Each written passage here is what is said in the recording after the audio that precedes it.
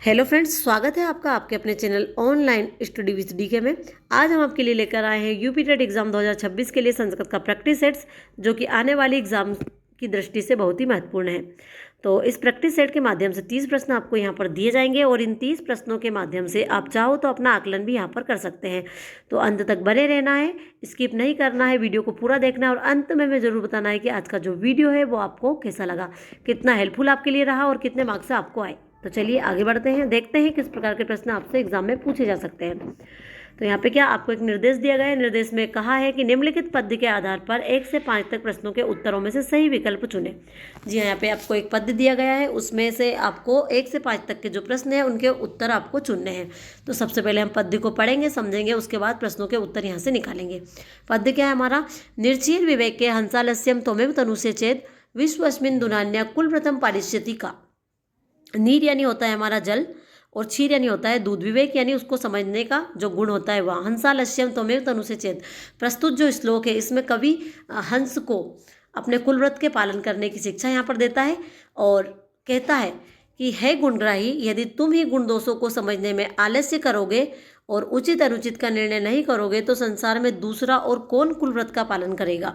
अतः कवि हंस से कहते हैं कि हंस से आलस्य ना करते हुए कुलव्रत का पालन करने की प्रेरणा यहाँ पर देते हैं। अर्थात कवि कहना चाहते हैं कि यदि बुद्धिमान और विवेकशील व्यक्ति ही अपने कर्तव्य का पालन नहीं करेगा तो दूसरा और कौन अपने कुलव्रत का पालन करेगा।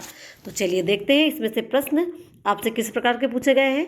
तो पहला प्रश्न है हमारा, क्षीर शब्द का अर्थ है। जी हाँ, यहाँ पे आपसे क्षीर शब्द का अर्थ पूछा गया है, जल, दूध, दही या समुद्र। तो क्षीर शब्द का अर्थ हो जाएगा हमारा दूध, यानी ऑप्शन नंबर दूसरा हमारा आंसर हो जाएगा। अगला क्वेश्चन है, इस श्लोक में हंस को किस व्रत के पालन की शिक्षा दी गई है। जी हाँ, यहाँ पे आपको पूछा गया है, आपसे यहाँ पर पूछा गया है कि ये जो श्लोक है, प्रस्तुत जो हमारा श्लोक दिया गया है, इसके माध्यम से हंस को किस व्रत के पालन की शिक्षा दी गई है। पत्नी व्रत, कुल व्रत, धार्मिक व्रत या सत्य व्रत। तो हंस को कुल व्रत के पालन की शिक्षा यहाँ पर दी गई, यानी ऑप्शन नंबर दूसरा हमारा आंसर हो जाएगा। अगला क्वेश्चन है, प्रस्तुत श्लोक में कवि ने किसे संबोधित किया है। जी हाँ, यहाँ पे कवि ने कहा है कि प्रस्तुत श्लोक में कवि ने किसे संबोधित किया है। प्रस्तुत श्लोक में कवि ने किसे संबोधित किया है। जी हाँ, प्रस्तुत जो हमारा श्लोक है उसमें कवि ने किसे संबोधित किया है, हंस को, नीर को, क्षीर को या इनमें से कोई नहीं।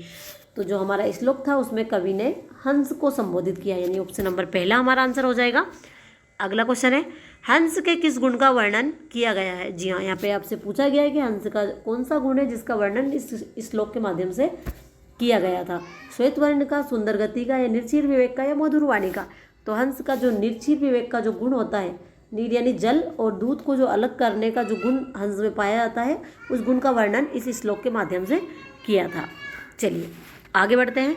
अगला क्वेश्चन है, हंस को क्या ना करने का निर्देश दिया गया है। जी हाँ, हंस को क्या ना करने का निर्देश दिया गया है, आलस्य, अभिमान, क्रोध या मोह। तो हंस को आलस्य ना करने का निर्देश दिया गया है और अपने कुल व्रत के पालन करने की शिक्षा इस श्लोक के माध्यम से दी गई थी। तो राइट आंसर हो जाएगा हमारा पहला। चलिए आगे बढ़ते हैं। दत्त में कौन सा प्रत्यय है। जी हाँ, यहाँ पे आपको बताना है कि दत्त में कौन सा प्रत्यय है, कत, अनियर, कत्वा या यत। तो दत्त में प्रत्यय हो जाएगा हमारा कत प्रत्यय, यानी ऑप्शन नंबर पहला हमारा आंसर हो जाएगा। स अत्र तिष्ठेत रेखांकित शब्द में मूल धातु तथा लकार कौन सा है। जी हाँ, स अत्र तिष्ठेत, जो तिष्ठेत है हमारा, इसमें आपको मूल धातु और लकार यहाँ पर बताना है। तो तिष्ठेत में मूल धातु क्या हो जाएगी हमारी, स्था। स्था इसमें मूल धातु हो जाएगी और विधिलिंग लकार इसमें हो जाएगा। तो सा अत्र तिष्ठेत, इस शब्द में मूल धातु हमारी क्या हो जाएगी, स्था, और लकार हो जाएगा हमारा विधिलिंग लकार, यानी ऑप्शन नंबर दूसरा हमारा आंसर हो जाएगा।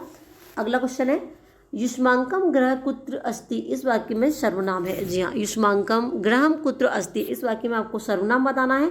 युष्मांकम ग्रहम कुत्र या अस्ति। तो युष्मांकम ग्रहम कुत्र अस्ति में सर्वनाम हमारा हो जाएगा युष्मांकम, यानी ऑप्शन नंबर पहला हमारा आंसर हो जाएगा। अगला क्वेश्चन है, अस धातु लंग लकार मध्यम पुरुष द्विवचन का रूप है। जी हाँ, यहाँ पे अस धातु लंग लकार मध्यम पुरुष द्विवचन का रूप आपको बताना है। तो अस धातु लंग लकार मध्यम पुरुष द्विवचन का रूप हो जाएगा हमारा आष्टम, यानी ऑप्शन नंबर तीसरा हमारा आंसर हो जाएगा। अगला क्वेश्चन है, आता है के लिए संस्कृत में क्रिया प्रयुक्त होती है। जी हाँ, यहाँ पे आपसे पूछा गया कि आता है के लिए संस्कृत में क्रिया कौन सी प्रयुक्त होती है? प्रतिगच्छति, निर्गच्छति, आगच्छति या अवगच्छति। तो आता है के लिए जो क्रिया प्रयुक्त होती है संस्कृत में हमारी वो हो जाएगी आगच्छति, यानी ऑप्शन नंबर तीसरा हमारा आंसर हो जाएगा। अगला क्वेश्चन है अभिता के योग में विभक्ति प्रयुक्त होती है। जी हाँ, यहाँ पे अभिता के योग में आपको विभक्ति बतानी है, षष्ठी, पंचमी, तृतीया या द्वितीया। तो अभिता के योग में विभक्ति हो जाएगी हमारी द्वितीय विभक्ति, यानी ऑप्शन नंबर चौथा हमारा आंसर हो जाएगा। अगला क्वेश्चन है काव्य प्रकाश पुस्तक के रचयिता है। जी यहाँ पे काव्य प्रकाश पुस्तक के रचयिता आपको बताना है।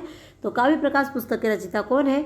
आचार्य कुंतक, आचार्य मम्मट, आनंद वर्धनाचार्य या श्रीहर्ष। तो जो हमारी काव्य प्रकाश पुस्तक है उसके रचयिता हो जाएंगे हमारे आचार्य मम्मट, यानी ऑप्शन नंबर दूसरा हमारा आंसर हो जाएगा। अगला क्वेश्चन है गत्यात्मक धातुओं के योग में विभक्ति होती है। जी हाँ, यहाँ पे आपसे पूछा गया कि गत्यात्मक धातुओं के योग में कौन सी विभक्ति होती है?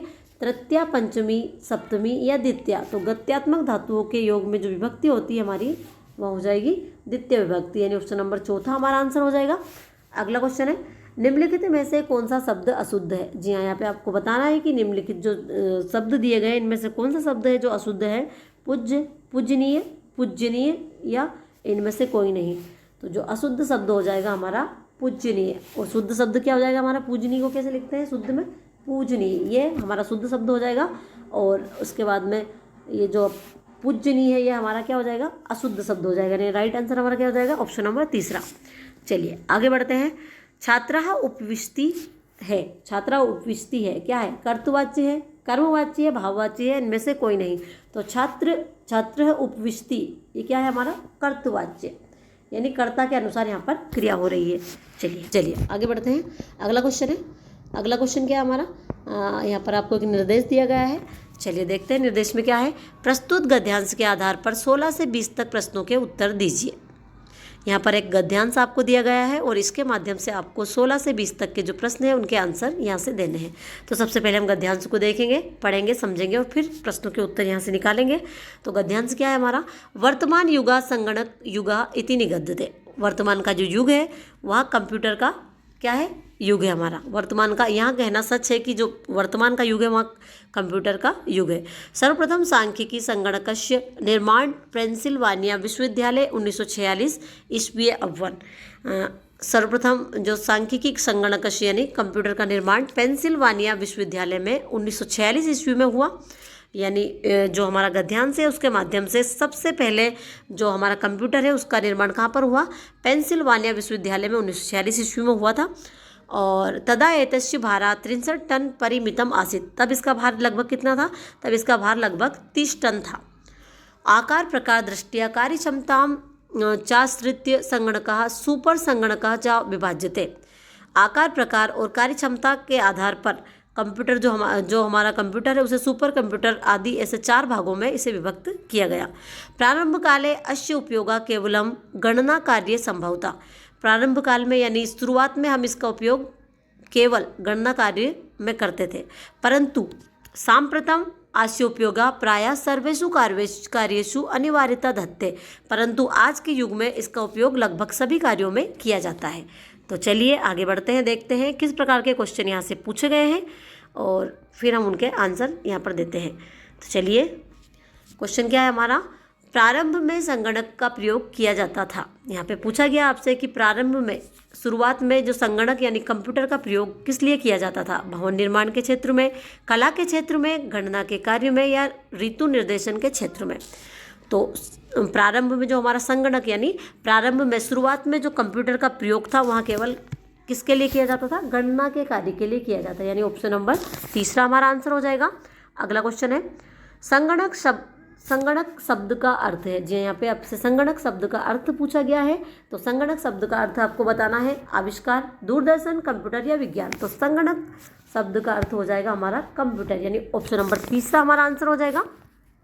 अगला क्वेश्चन है सर्वप्रथम सांख्यिकी संगणक का निर्माण कहाँ हुआ?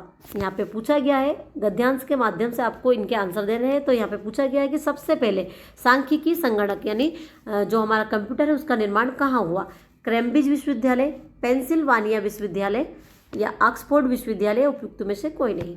तो सर्वप्रथम सांख्यिकी संगणक यानी सर्वप्रथम जो कंप्यूटर है उसका निर्माण हुआ हमारा पेंसिल्वानिया विश्वविद्यालय में 1946 ईस्वी में हुआ था गद्यांश के माध्यम से। चलिए आगे बढ़ते हैं।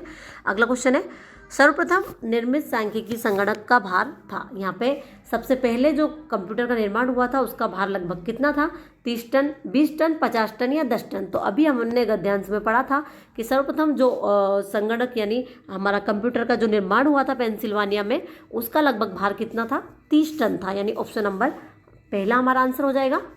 अगला क्वेश्चन है, आकार, प्रकार एवं कार्य क्षमता के आधार पर संगणक कितने भागों में विभक्त है? यहाँ पे आपसे पूछा गया है कि आकार, प्रकार और कार्य क्षमता के आधार पर कंप्यूटर कितने भागों में विभक्त है? 3, 4, 5 या 6। तो आकार, प्रकार और कार्य क्षमता के आधार पर संगणक हमारा 4 भागों में विभक्त है। कितने भागों में विभक्त है? 4 भागों में विभक्त है। अभी हमने गद्यांश में पढ़ा था। चलिए आगे बढ़ते हैं। अगला क्वेश्चन है, तल्ले का संधि विग्रह है। जी हाँ, यहाँ पे आपको तल्ले का संधि विग्रह बताना है। तो तल्ले का संधि विग्रह क्या है? तत् धन लय, तल धन लय, तह धन लय या तल धन यह। तो तल्ले का संधि विग्रह हो जाएगा हमारा तत् धन लय, यानी ऑप्शन नंबर पहला हमारा आंसर हो जाएगा। अगला क्वेश्चन है, नमा, स्वस्ति, स्वाहा, स्वधा, अलम और वसट इन शब्दों के योग में कौन सी विभक्ति होती है? जी हाँ, यहाँ पे आपको बताना है कि नमा, स्वस्ति, स्वाहा, स्वधा, अलम और वसट इन शब्दों के योग में कौन सी विभक्ति होती है? प्रथमा, द्वितीया, तृतीया या चतुर्थी। तो नमा, स्वस्ति, स्वाहा, स्वधा, अलम और वसट इन शब्दों के योग में विभक्ति हो जाएगी हमारी चतुर्थी विभक्ति, यानी ऑप्शन नंबर चौथा हमारा आंसर हो जाएगा। अगला क्वेश्चन है, अनुनासिक वर्णों का उच्चारण होता है। जी हाँ, यहाँ पे आपको बताना है कि अनुनासिक वर्णों का उच्चारण कहाँ से होता है? कंठ से, तालु से, मुख नासिका से या दंत से। तो अनुनासिक वर्णों का उच्चारण हमारा होता है मुख नासिका से। चलिए आगे बढ़ते हैं। अगला क्वेश्चन है, अहिंसा परमो धर्मा यह वाक्य लिया गया है। जी हाँ, यहाँ पे आपसे पूछा गया है कि अहिंसा परमो धर्मा वाक्य कहाँ से लिया गया है? वेद से, रामायण से, गीता से या महाभारत से। तो अहिंसा परमो धर्मा यह वाक्य हमारा महाभारत के वन पर्व से लिया गया है, यानी ऑप्शन नंबर चौथा हमारा आंसर हो जाएगा। अगला क्वेश्चन है, स्त्रीलिंग मात्र शब्द का द्वितीय विभक्ति बहुवचन का रूप है। जी हाँ, यहाँ पे आपको बताना है कि स्त्रीलिंग मात्र शब्द द्वितीय विभक्ति का बहुवचन रूप क्या है?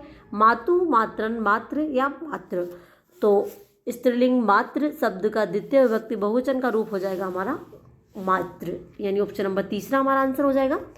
अगला क्वेश्चन है, मनोरथ का संधि विग्रह है। यहाँ पे मनोरथ का आपको संधि विग्रह बताना है। तो मनोरथ का संधि विग्रह क्या होगा हमारा? मनोधन रथा, मनोधन रथा, मनसधन रथा या मनोर्धन था।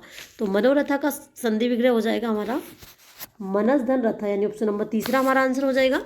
और यहाँ विसर्ग संधि का जो हसीचा सूत्र है उसका उदाहरण है। इसमें क्या होता है? सा का रा होकर पुनः उ हो जाता है, जैसे मनसधन रथा। चलिए आगे बढ़ते हैं। अगला क्वेश्चन है, वारी शब्द का सप्तमी एकवचन रूप है। जी हाँ, यहाँ पे आपको वारी शब्द का सप्तमी एकवचन बताना है। तो वारी शब्द का जो सप्तमी एकवचन होगा हमारा वारिणी, ऑप्शन नंबर तीसरा हमारा आंसर हो जाएगा। और यहाँ यह शब्द इकारांत नपुंसक लिंग में आता है। चलिए आगे बढ़ते हैं। अगला क्वेश्चन है, भू धातु लंग लकार मध्यम पुरुष बहुवचन का रूप है। जी हाँ, यहाँ पे आपको भू धातु लंग लकार मध्यम पुरुष का बहुवचन रूप बताना है।